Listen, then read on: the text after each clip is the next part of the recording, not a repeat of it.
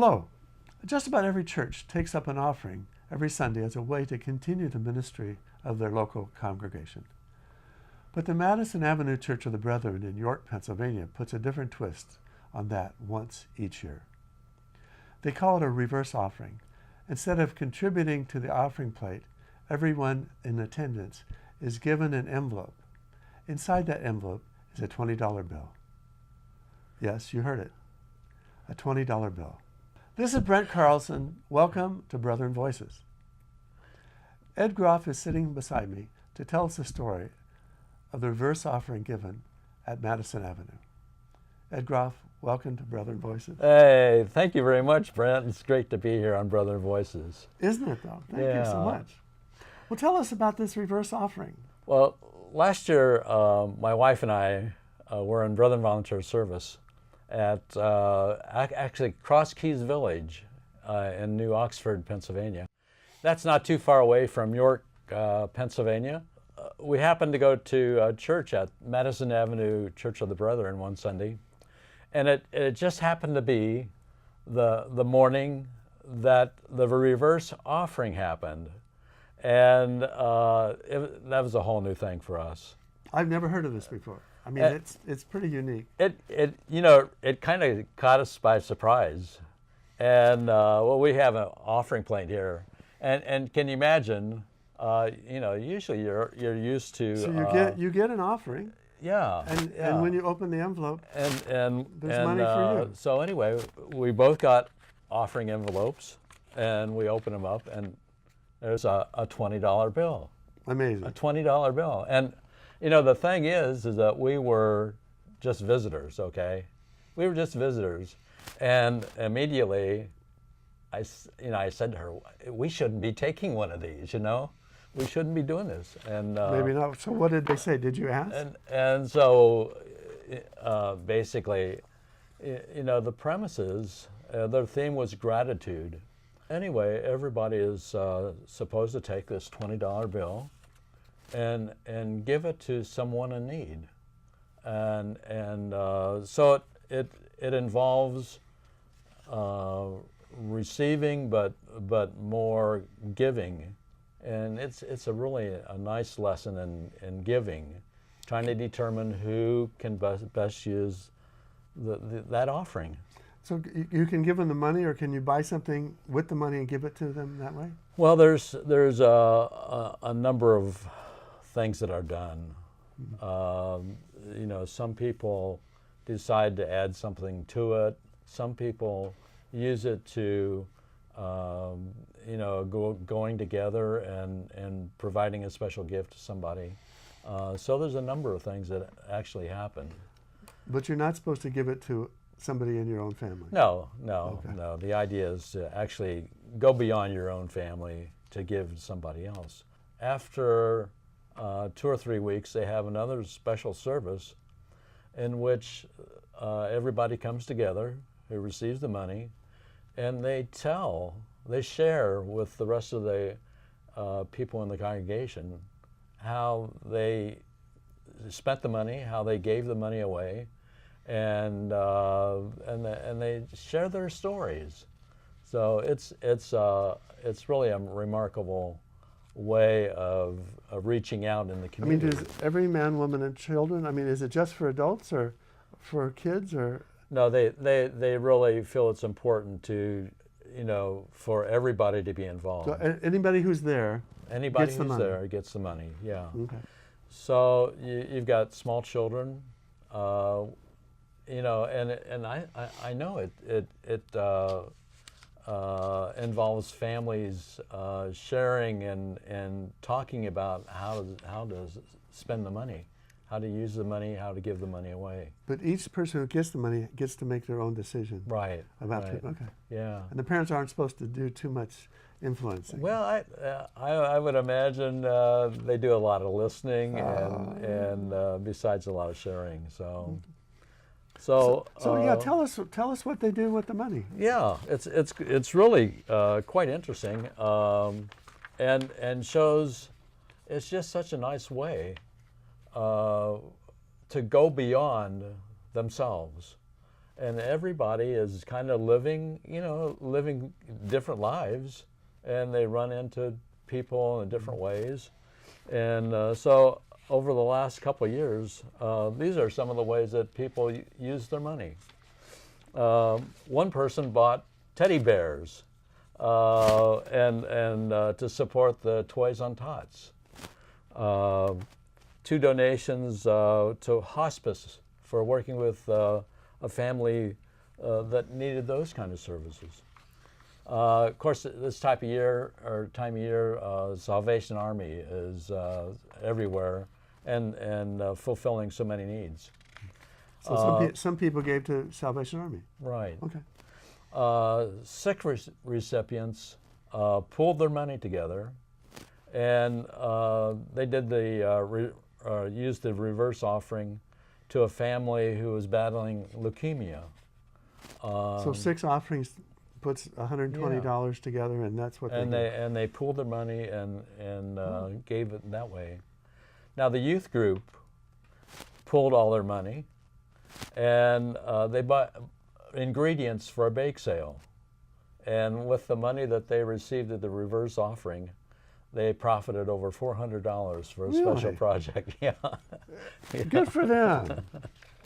So anyway, someone donated to the truck stop ministry, and we did a special program last year regarding Dan Lehigh up at Carlisle, Pennsylvania, the ministry for the truckers. So a lot of people kind of go in together, and there are some causes this time of the year where people provide matching offerings or matching donations. Cool. So that's a way of kind of doubling your money. And didn't you and Sharon do something like that? Yeah, it was pretty interesting. We, of course, our amount amounted to $40, and we matched that ourselves. So you had $80 then. And then New Community Project was receiving money for a project in Sudan, and they had a donor that is actually going to triple any amount given during the month of December. And so our $20 and $40 that we received, actually when we added our donation, was $80, and the triple matching amounted to $240. And the goal was to fund girls' education in Sudan. And so they figured that it cost a young girl $40 a year to go to school for the whole year in Sudan. So we actually, I see, benefited 6 girls to provide their education. So it's just a remarkable way of sharing in the community. I've never heard of anything like this before. This is pretty cool. How many people do you think were in that congregation on that Sunday? Well, I would imagine there were probably maybe 70, 75 at the most, probably. So 75 times 20, that's $1,500. Yeah, $1,400 or $1,500. Okay. And when you hear the results back, what that money did, what was done, it's pretty amazing, pretty amazing. This has moved you, hasn't it? You've it really really has. Yeah. Thinking. And I'm a member of Peace Church of the Brethren in Portland, and I think it would be a great idea, and I think it's such a wonderful thing for children. Mm-hmm. Too often this time of the year, the natural tendency is just to think about what you're going to get at Christmas time for kids, or what do you want for Christmas, and this kind of turns it around, to how can we help somebody else? So that's really the spirit that we should be talking about at Christmas time. Well, if you're going to talk to your church about it, maybe some other people will have the same idea and talk to their church about it. I guess that's the idea, right? Sounds good to me. Madison Avenue Church of the Brethren, thanks for sharing this story with us on Brethren Voices. And the second part of our program deals with a whole nother thing. A whole nother idea of the gift of giving. So, and we're really hoping that people will think of alternative ways of giving at Christmas time and kind of get us out of this idea of just material wealth is the goal of Christmas. This is Alton Brown for Heifer International. And I used to have a goat. All right, maybe it wasn't a goat. Maybe it was a cow or a water buffalo or a sheep or a llama or trees or chickens or even bees. In which case, a leash would seem perhaps odd. Okay, my goat's not really missing. It went to a family somewhere in the world or even here at home. It went to people who really needed it. But why a goat, you might ask, or a cow, or a water buffalo, or bees? Why not send tractors if you want to help? Well, first, because in most of the places of the world where heifer works, the nearest gas station is a very long way off, and gas probably costs about $1,000 a liter. As for a mechanic, well, that's like in the next country. And let's face it, an animal has a much better engine, one that can move people's lives. You turn it on, it gives you milk, or wool, or eggs. It plows fields, it produces, how can I say this politely, fertilizer that makes crops grow. It's like giving someone a small business because all of those products, the milk, the wool, the eggs, turn into income for medicine, school, clothing, a better home, a sustainable livelihood. And the animals produce livestock because, you know, animals make baby animals. That's what they do. Try that with a tractor sometime. Anyway, the next thing you know, the family is passing on the gift, sharing the animal's offspring and the training that came with it with another family who does the same thing, and so does the next family and the next, until pretty soon you've helped to lift a whole community out of poverty. Cool, huh? You see, Heifer International isn't just about animals and training. It's about the amazing things that happen when people realize they can stand strong all on their own. Like the resourcefulness and skills they discover, the communities that grow, the attitudes that change. It's amazing. Suddenly, hope happens, and it's like somebody turned on a switch. And you know what else is amazing? It's the power you have to make the lasting change happen all over the world every day. That's where my goat went. And that's what you start with one gift to Heifer International, a gift that grows, and maybe the best, hardest working gift you'll ever give. And that, my friends, is a recipe for lasting change. Our next featured program on the gift of giving is from Aurora, Oregon. Here to explain the program are Bonnie Conger and Conrad Pearson. Bonnie, Conrad, welcome to Brother and Voices. Thank you. Thank you for having us here. Nice to be here. The 100 Strong program is part of the God of Abraham Foundation. Conrad, can you explain to us what the God of Abraham Foundation is all about? I firmly believe that if done correctly, the people of the Jewish, Christian, and Muslim faiths are worshiping the same God, the God that Abraham worshipped. And the God of Abraham Foundation is to primarily working through middle schoolers and high school kids to make this a more loving world through the three Abrahamic faiths. That's a wonderful, wonderful idea, and I think it's absolutely true. Conrad, the 100 Strong program is one of the programs of the God of Abraham Foundation. Can you tell us how the 100 Strong program works? Well, the overall goal of the 100 Strong program is by the year 2020, we will have 100 towns and cities across Oregon that will, during the second weekend in August, so we're all doing it at the same time, will, through primarily middle schoolers and high schoolers, give kids $100, $250s, and then challenge their thinking that if we really do love our neighbors as ourselves, then to take 50 for themselves and take 50 and give it to some person, some organization, some cause in need, but doing it all in the name of God. Now this 50-50 split is actually biblically based. I think there's a scripture that talks about that. Well, it's very simple. I think if you look at our short little tax collector, Brother Zach, I call him, who was up in the tree to see Jesus, I've read that he was the only truly rich person that Jesus went out of his way to befriend.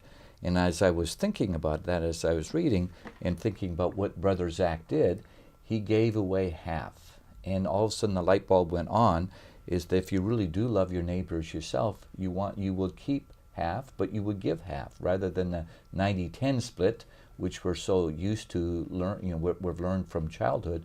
but even the new math they teach at school, hopefully 90 and 10 is not equal measure. And so I firmly believe that if you really love your neighbors yourself, you would give half. And so when we did the 100 Strong program, giving the kids $100, we didn't get the word out that they would be able to have 50 for themselves, because then we might have people who would be signing up for different reasons. That's a quick $50 to earn. But when they got there, it was my wife's idea, Barbara's idea, to have the $100 divided in two 50s, which the bank was very happy to accommodate. And so they opened up the envelope, and there were two 50s with a message in there that if you really love your neighbor yourself, you will keep half and you give the other half. But as Bonnie will tell, as she's been doing the inventory of responses back from people, a whole lot of the kids gave the whole $100. Wonderful. You picked the city of Aurora as the basis of beginning the 100 Strong program. Can you explain why Aurora, Oregon? I think if you're looking at all the cities on the West Coast, Aurora would be the most logical one to start. In the 1800s, there were numerous attempts at utopias in the United States. Most of them on the East Coast, in the Midwest. Aurora was the first, and many consider the most successful attempt at utopias on the West Coast. For almost 30 years, it was very radical living. Love God above everything, love your neighbor as yourself, and they did it until the founder, Dr. Kyle, died at 65 suddenly of a heart attack. And unlike other utopian experiments where they crashed and burned when the founder died, Aurora was amicably unwound. And eventually they built a museum around the memory. And when my wife and I moved to Aurora, we challenged the museum people, instead of just living in the past and talking about what they did before, to take out the memory and put it in today's environment, changing the things that need to be changed to meet today's circumstances. And let's see if we can't get that very radical living again in Aurora. Love God above everything, love your neighbors yourself. So there's a certain thing that happens in August, and I think that's the reason you picked August. Right. What is that? And then what did you actually do on that day? In the second weekend in August is called Colony Days in Aurora, and they actually celebrate with parades and music and food what happened in the 1800s. And so we chose that time to start the 100 Strong program, and Bonnie would be a very good person to be able to talk about what we actually did that day. Bonnie, what did you actually do? Well, let me tell you. Through the two pastors of the Aurora churches, the curator of the museum, and Conrad's wife, they passed out, distributed pledge forms. It was a very simple application form. We just wanted people to volunteer ahead of time to accept this $100 and pass it on to a person, a family, or an organization in need. So when they arrived on August 9th, we had a little ceremony with pastors speaking and the curator and all, and then we passed out the envelopes. And as Conrad said, the surprise was that there were two $50 bills in that envelope, so that they could keep $150, and they were charged with that. And I mean, message, they were allowed. there was a message in there Yes. of what to do. Yes, exactly. And also on the envelope, we had it specially designed to tell a little bit of the history. They knew about this in advance. I communicated with everybody via email. And so they were to go out and do whatever they wanted with that money. And our only requirement is that they fill out a very simple questionnaire to tell us what they decided to do with the money.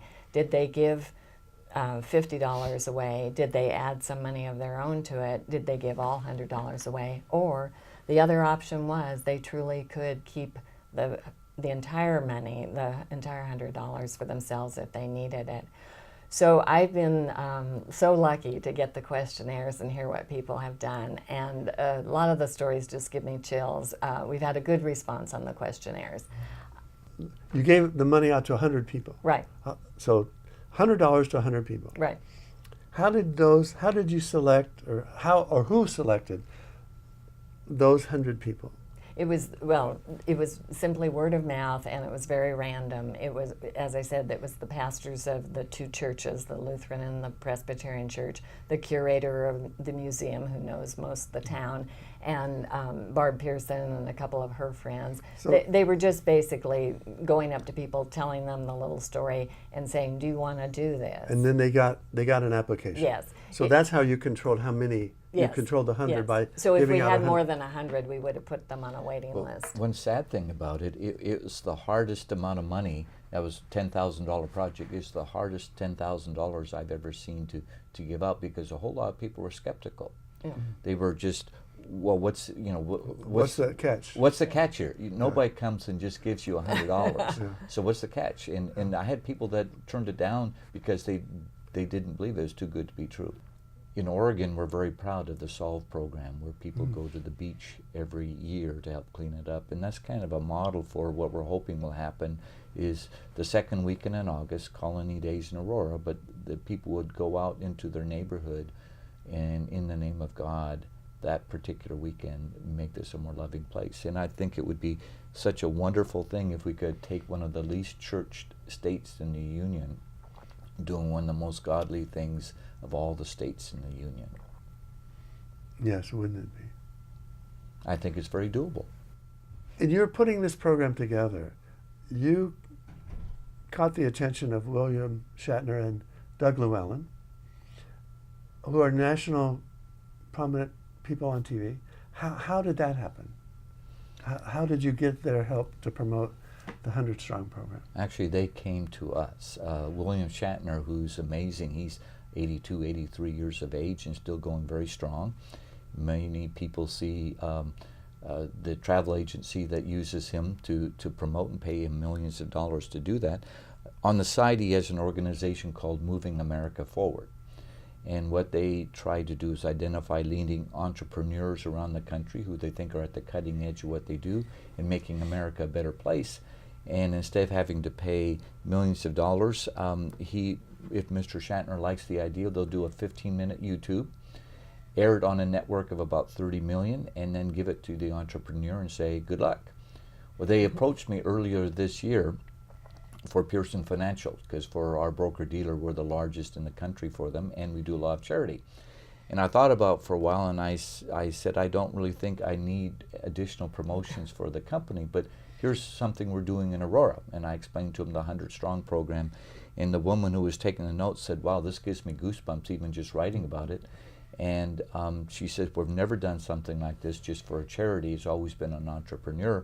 So they ran it past Mr. Shatner, and he liked the idea. And then we were down, Bonnie and I were down in Studio City, LA in June, taping it. And then they were up in August during the 100 Strong program. They were taping it there. So, but it started off with them contacting us. What do you expect to happen when the people get this $100? I think we're basically engineered to want to help one another. But just like if there's water under the ground and you have an old-fashioned pump, you can't just pump on the pump and hope to get water out of it. You have to prime the pump with water to get water. So what we're doing in essence is priming this through donations to them, and they go out, and we're hoping this will become habit forming. But you hope also that some people may add more to the $100. We're hoping that, well, first of all, if they need it themselves, spend it on themselves. That's no another strings thing I was going to attached, point out. If they need the money, they have the permission to use it They themselves. have permission to use themselves. But you don't think they're going to do that, do you? I don't think so. I think they will go out and maybe, and I hope a lot of them will even add their own money to it. Yeah. And then we'll have a lot more money going out to help people.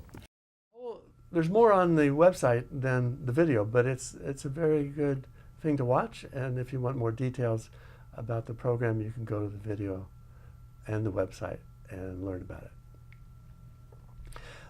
Bonnie and Conrad, what's your vision of the future for the 100 Strong program? Aurora is like any community. It's got its issues. It's got people who don't like each other. It's got people who really like each other and trust each other. So we're hoping to drill down and drill sideways. Drill down in Aurora, put a lot of emphasis in helping people in Aurora be more friendly and loving to each other, but then going horizontally across the state with by 2020 having 99 other towns and cities that will be doing something similarly, but based on their own initiative. That would be excellent. That would be a change in the way people live and think about each other in this country. There's a very interesting book out, Dr. Paul Zak, called The Miracle Molecule.